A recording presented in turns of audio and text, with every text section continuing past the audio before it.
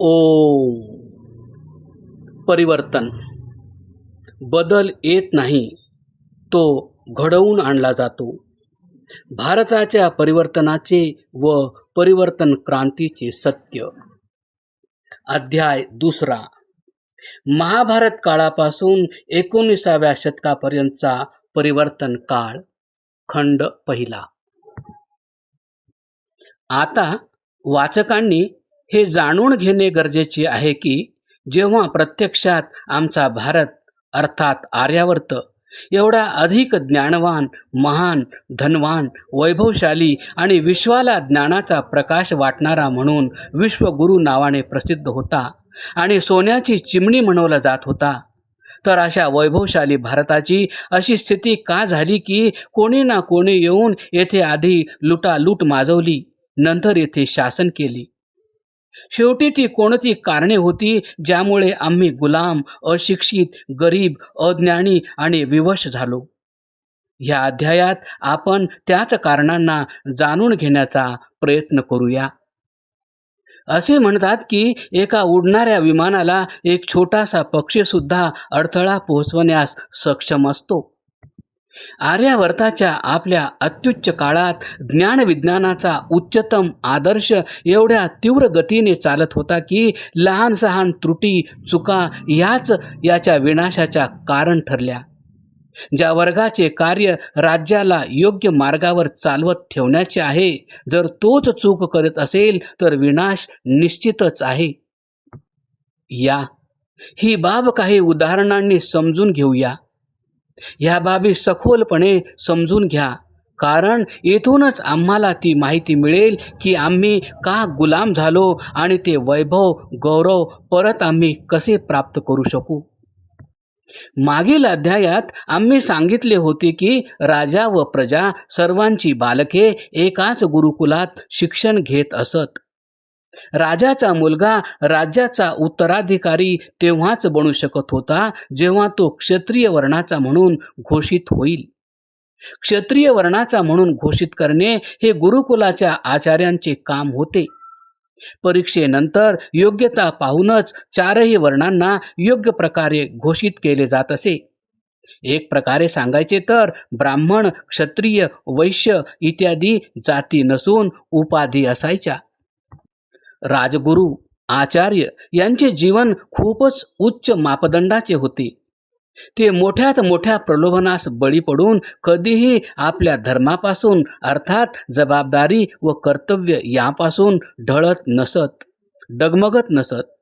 राजगुरू ब्राह्मण वर्णातील असून त्यांचे पुत्रपुत्री सुद्धा ब्राह्मण तेव्हाच घोषित होत असत जेव्हा ते निर्धारित परीक्षा उच्चतम योग्यतेने उत्तीर्ण करतील आणि गुरुकुलाचे आचार्य त्यांच्या आचार व्यवहाराचे परीक्षण करून त्यांना ब्राह्मण वर्ण वितरित करतील. ह्या व्यवस्थेला आलेली दुर्दशा एका उदाहरणाने समजून घ्यावी. एका राजाचा पुत्र मोह जागा झाला. त्यांना समजले की त्यांचा पुत्र शिकविणे, शस्त्रसंचालन, युद्धकला यामध्ये निपुण नाही आणि अनुमान आहे की त्याला क्षत्रिय वर्ण दिला जाऊ शकत नाही. राजाला चिंता वाटली की जर त्याच्या पुत्राला क्षत्रिय वर्ण मिळाला नाही तर त्याचा पुत्र राजा होण्याची निर्धारित योग्यता मिळवू शकणार नाही. त्याने गुपचूपपणे गुरुकुलाच्या आचार्यांशी बोलणी केली आणि आपल्या पुत्राला अयोग्य असतानाही क्षत्रिय वर्ण दिला तर पुष्कळ सोने चांदी व जमीन देण्याचे प्रस्तावित केले. काळ बदलत चालला होता. कदाचित वाईट दिवस प्रतीक्षा करत होते. गौरवशाली काळ समाप्तीकडे जात होता. त्या आचार्यांना सुद्धा लोभ निर्माण झाला आणि अयोग्य असतानाही राजाच्या पुत्राला क्षत्रिय वर्णाचा घोषित केले. येथे 3 मोठी नुकसाने झाली. पहिले, अयोग्य व्यक्तीने शासक होण्याचा मार्ग मोकळा झाला. दुसरे, परिश्रम व शिक्षणाशिवाय देखील उच्च वर्ण प्राप्त करता येऊ शकतो या विचाराला प्रारंभ झाला. तिसरे, गुरुकुलाचे जे आचार्य कोणत्याही प्रलोभनाशिवाय वर्ण देण्याकरिता केवळ योग्यतेलाच प्राधान्य देत असत, त्यांना या कामी धन व संपत्तीचा लोभ निर्माण झाला. समाजात माजलेल्या ह्या तीन प्रवृत्तींनी राज्य व समाज यांतील पक्की बंधने दुर्बल करून नष्ट करून टाकली आणि अयोग्य व्यक्तींना योग्यांचे स्थान घेण्याचा मार्ग मोकळा झाला. हे तर होते व्यवस्थेच्या अवनतीचे एक छोटेसे उदाहरण. आता ज्ञानाची अवनती समजण्यासाठी पुढील दुसरे उदाहरण पहा. राजा वेदाच्या आधारावर शासन करत असे. राजा कोणताही निर्णय घेण्यापूर्वी राजगुरूंशी मंत्रणा अर्थात विचार विनिमय अवश्य करत असे आणि राजाचा निर्णय वेदानुकूल आहे की नाही याबाबत व्यवस्था प्राप्त करत असत. राजाला स्वतःला वेदज्ञान असायचे, पण निष्णात राजगुरूकडूनच व्यवस्था घेण्याचा नियम व परंपरा होती आणि ह्याच परंपरेमुळे राज्याला धर्माचे शासन म्हटले जात असे. एका राजाला एकदा सुरापान करण्याची इच्छा झाली. राजगुरूकडून व्यवस्था घेण्यात आली. राजगुरूंनी ही बाब वेदाज्ञेच्या प्रतिकूल असल्याचे सांगितले. राजाने ह्या व्यवस्थेला सिद्ध करण्याच्या हेतूने सोन्याच्या मोहरा व भूमिदान करण्याचे प्रलोभन दाखवले. दुर्भाग्य, राजगुरू प्रलोभनात फसले आणि वेदाच्या अर्थांना बदलून सोमपान यालाच सुरापान म्हणून व्यवस्था सांगितली. यामुळे पुन्हा तीन मोठी नुकसाने झाली. पहिले, वेदाचे चुकीचे अर्थ प्रचलित होण्याचा मार्ग खुला झाला. ज्यांनी वेदज्ञान सुरक्षित ठेवणे गरजेचे होते त्यांनीच लोभात फसून त्याचे चुकीचे अर्थ करणे सुरू केले. दुसरे, राजाचा वेदविरुद्ध आचरणाचा मार्ग प्रशस्त झाला. तिसरे, राजगुरूचाच दर्जा लालच व लोभामुळे सतत खाली येत गेला. राजाच्या लक्षात आले की पैसे देऊन आपल्या इच्छेनुसार व्यवस्थेला वेदानुसार दर्शविले जाऊ शकते. कालांतराने ह्याच हानीमुळे राजा, राजगुरू, व्यापारी व अन्य वर्गामध्ये वेदविरुद्ध आचरणाने जन्म घेतला आणि हीच होती आमच्या अक्षुण्य वैभव काळाच्या पतनाची सुरुवात. अर्थात ह्याच कारणाने आमच्या अक्षुण्य वैभवाच्या पतन काळास प्रारंभ झाला. काही वेदविरुद्ध परंपरा तर रामायण काळात सुरू झाल्या होत्या, ज्या महाभारत काळात येईपर्यंत खूप वाढल्या. रामायण काळातील बहुपत्नीत्व प्रथा, महाभारत काळातील द्यूत, जुगार प्रथा, मदिरापान, नृत्य वगैरे जे राजकीय विश्वात पूर्णपणे निषिद्ध होते, राजांच्या आचरणात असल्याने ते हळूहळू सामान्य जनतेमध्येही प्रचलित होऊ लागले आणि उच्च वर्गाच्या जीवनाचा भागही बनला. राज्य हे सेवेची वस्तू न राहता शासनाचे केंद्र बनले. शासन वाढवण्यासाठी व चालू ठेवण्यासाठी विपरीत आचरणे सुरू झाली. परिणामस्वरूप महाभारत युद्धाची स्थिती बनली. विनाशकारी युद्ध झाले. समस्त विश्वाचे राजे महाराजे कोणत्या तरी एका शक्तीला साथ देत होते. काही जण कौरवांच्या, काही पांडवांच्या. या युद्धाचा अंत अत्यधिक विनाशकारी होता. मोठमोठे योद्धे समाप्त झाले. मोठमोठे राजे, मोठमोठ्या गुरुकुलांचे आचार्य समाप्त झाले. लाखो स्त्रिया विधवा झाल्या. अनेक वंश समाप्त झाले. हा विनाश पाहून शस्त्र निर्मितीवर बंदी घालण्यात आली. लोक मानवसंहारक शस्त्रांपासून एवढे विमुख झाले की या बाबीशी संबंधित समस्त विज्ञानशाळा व ग्रंथ नष्ट करून टाकले गेले. महाभारत युद्धानंतर काही काळ युधिष्ठिराचे राज्य राहिले. पांडव जिंकून देखील दीर्घ काळपर्यंत राज्य करण्याची इच्छा बाळगू शकले नाहीत आणि परिवाराच्या विनाशाने दुःखी होऊन वनात निघून गेले. या सगळ्यामुळे आगामी काळावर पडणारे प्रभाव आणखीन अधिकच घातक होते. जेथे जगभरातील लोक ज्ञान विज्ञान शिकायला येत होते, ते राष्ट्र आज स्वतः ज्ञानविहीन असे झाले होते. वेदांचे प्रकांड विद्वान समाप्त झाल्याने 4 अक्षरे शिकूनही सन्मान मिळविण्याच्या इच्छेमुळे पुष्कळशा अविद्वानांनी स्वतःला विद्वान घोषित करून घेतले. ज्याने वेदांचा जो अर्थ करून टाकला तोच अर्थ प्रचलित होऊन गेला. वेदांच्या चुकीच्या अर्थाचा मार्ग प्रशस्त होत गेला. जे अर्थ आपल्या स्वार्थाच्या परिपूर्तीसाठी राजे व राजगुरू यांच्या संगनमताने करविण्यात आले होते, तेच वेदज्ञान म्हणविले जाऊ लागले. या प्रकारे मूळ वेदज्ञान समाप्तीकडे वाटचाल करू लागले. आर्यावर्ताची बळकट चक्रवर्ती राज्यसत्ता समाप्त झाल्याने जगभरात लहान लहान राज्ये व राज्यांचा उदय झाला, जे कोणत्याही प्रकारे मजबूत समर्थ शासक बनू शकले नाहीत. जीवनाचे व्यावहारिक मापदंड दुर्बल झाले. रामायण काळात भाऊ भावासाठी राज्य सोडत होता. एक भाऊ भावाच्या सेवेसाठी कोणत्याही शिक्षेशिवाय 14 वर्षे वनामध्ये व्यतीत करीत आहे, आणि महाभारत काळ येतो दोन्ही भाऊ राज्याच्या सत्तेसाठी एकमेकांचे रक्त पिण्यासाठी आतुर झाले आहेत. परिणाम सर्वनाश. महाभारत काळाच्या काही कालावधीनंतरच वेदादी शास्त्रांचे चुकीचे अर्थ प्रचलित झाल्या कारणाने जगात काही वेगवेगळ्या व्यक्ती जन्मल्या. त्यांनी वेदांच्या प्रचलित त्या अर्थांना चूक समजून त्यास वर्तमान मानव सभ्यतेसाठी योग्य समजले नाही, आणि त्यांनी आपला वेगळा विचार प्रचलित करण्यास सुरुवात केली.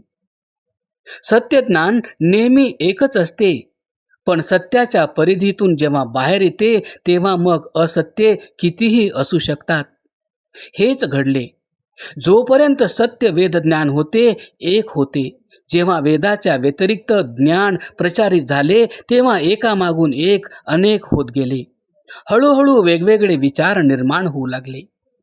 जेव्हा मूळ सत्य समाप्त झाले, किंबहुना असे म्हणूया की चुकीच्या अर्थामुळे लपले, तेव्हा ज्याने जे समजले, जे मांडले, त्यालाच सत्य सिद्ध करण्यासाठी सर्व शक्ती पणाला लावली. तर्काचे स्थान अंधविश्वासाने घेतले. जे गुरु सांगत आहेत तेच ठीक आहे असे प्रचलित करून टाकले. गुरुडम प्रथा सुरू झाली.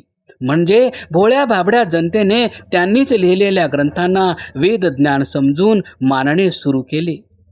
ते ग्रंथ लिहिणाऱ्यांनाच महान विद्वान मानले जाऊ लागले. त्यांना समाजात व राज्याकडून भरपूर सन्मान मिळू लागला.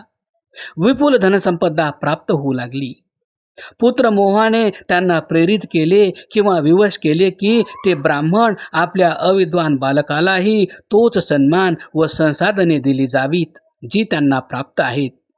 त्यामुळे त्याला पूर्ण योग्यता प्राप्त न करताच ब्राह्मण वर्णाचा घोषित करण्यात यावे अशी व्यवस्था करण्याचा प्रयत्न केला जाऊ लागला. तिकडे राजाचा पुत्रमोह त्याला विवश करत होता की त्याचा पुत्रही योग्यता प्राप्त केल्याशिवायच क्षत्रिय वर्णाचा घोषित व्हावा, याकरिता प्रयत्न केले जाऊ लागले. या प्रयत्नामुळे जी शिक्षण व योग्यतेची वीण आम्हाला 1,96 कोटी वर्षापासून मजबूत बनवत आली होती, त्यामध्ये अनेक छिद्रे झाली. हळूहळू वर्ण वितरणाचा आधार अर्जित योग्यतेवर अवलंबून न राहता जन्माने होऊ लागला. हेच आमच्या पतनाचे मूळ कारण होते. परिणामस्वरूप ज्ञान समाप्तीकडे चालू लागले. जेव्हा योग्यता प्राप्त न करताच ब्राह्मण, क्षत्रिय व वैश्य वर्ण घोषित केले जाऊ लागले, तर मग अध्ययनाचे परिश्रम का केले गेले असते? आणि ह्याच बिघडलेल्या शिक्षण व्यवस्थेला आपल्या अनुकूल ठेवण्यासाठी सुद्धा प्रयत्न केले जाऊ लागले की वेदांचे ज्ञान कोणी वाचू नये, कोणी वाचले तर त्याने सत्य सांगू नये. तेव्हा धन व अन्य प्रलोभनामुळे वेदाती शास्त्रांचे चुकीचे अर्थ करणे सामान्य बाब झाली. याकरिता प्रथम स्त्रियांनी वेद वाचणे अधर्म घोषित करण्यात आले.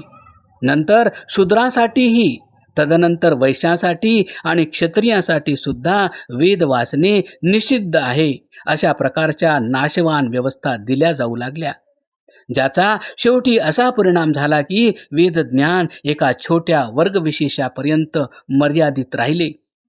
किंबहुना असे म्हणता येईल की ती त्यांच्या बापजाद्यांची संपदा झाली.